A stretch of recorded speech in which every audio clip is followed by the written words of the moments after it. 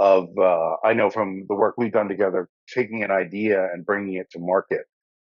Strategically, we play off each other in terms of coming up with a brand and a branding and logo and all of that.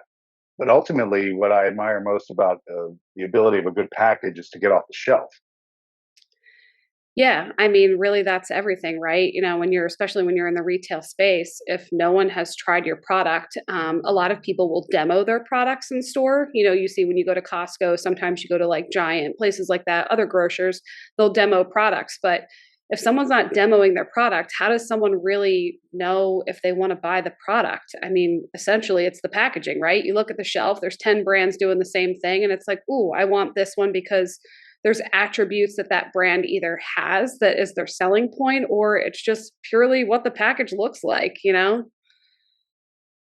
and the interesting thing, and I know that there's a lot of shelf space being a premium, but really about the imaging that goes into it as well. And what I thought was really interesting about the last example that we were talking about offline was about sort of taking an older brand that maybe through a manufacturer and kind of giving it a refresh. And what I admire about your art direction, as you will, I think we complement each other because we want like fresh, clean, modern, kind of oftentimes fun approach to a category. Yeah, I mean, I had worked on a seafood brand who had been around for 20 years. Their packaging was, very dated looking. Their pictures were taken 20 years ago. They used a lot of kind of black gradients on their packaging, which is not really, doesn't really catch your eye. So we, brightened it up, put a lot of really cool colors into it, created some cool brands, some cool messaging, and then just really focused on the photography and the food and what it looked like, and changed up the angle, and just gave it a really nice fresh look. And I think, like, because they were just dabbling into the rebrand, and they're taking baby steps. But I think it's a whole process, right? Because, okay, we did the packaging, they're going to introduce it into the space, but then, we have to focus on the social media and things like that. And I think they're the types of areas where, like, you have to come into play and say, okay, like, how are we going to push this out to the customer?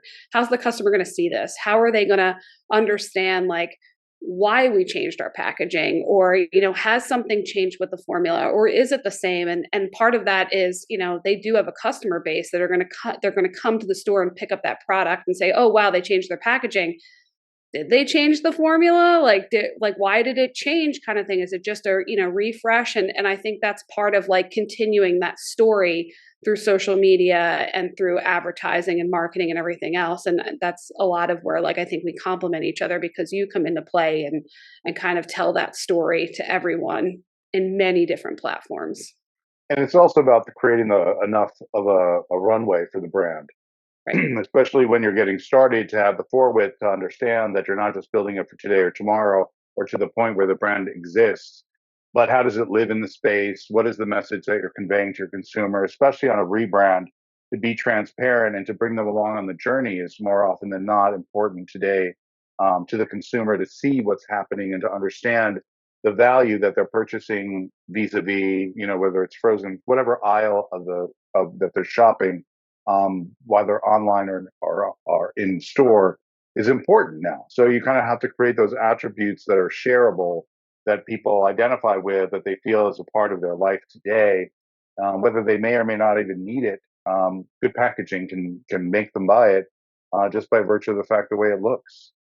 Yeah, and I think a big part of that too is, like, broadening your audience or changing your audience. Like, I looking at what the demographic was before that had bought these types of meals and things like that. Mhm. Like, now we might want to target a much younger generation that's coming in and wants these quick heat and eat me type meals that, they either have kids, they're on the go, they're going to soccer, single guy living by himself doesn't want to cook, a whole dinner for himself. Like, it's a whole different audience you're targeting now, because you're bringing in people based on what the packaging looks like. And I think their new packaging definitely targets, um, probably a younger audience for sure, and just kind of, it just looks fresh and new.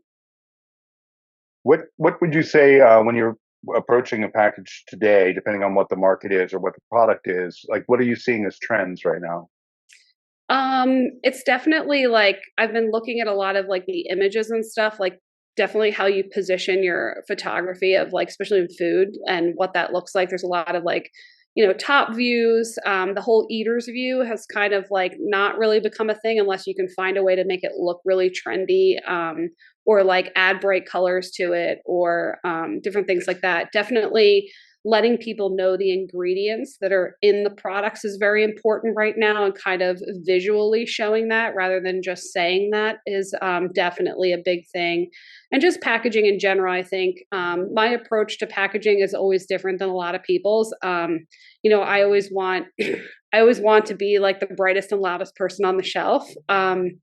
So that comes with whether it's bold, typography, or if it's colors, or it depends on how we want to get that across and who the audience is. But I think that's huge right now too, because I was actually in a club store the other day and saw a giant bag of, I don't know what it was. There was no image on the front of it or anything, but it just said really big, "You need this."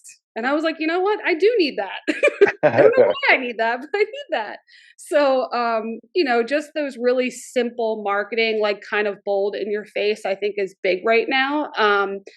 Once everybody starts doing it, I don't know. We're going to have a sea of bold typography, so I don't know how that's going to work out. But I'd be curious to see how the trend continues on throughout, the next couple of years. Funny.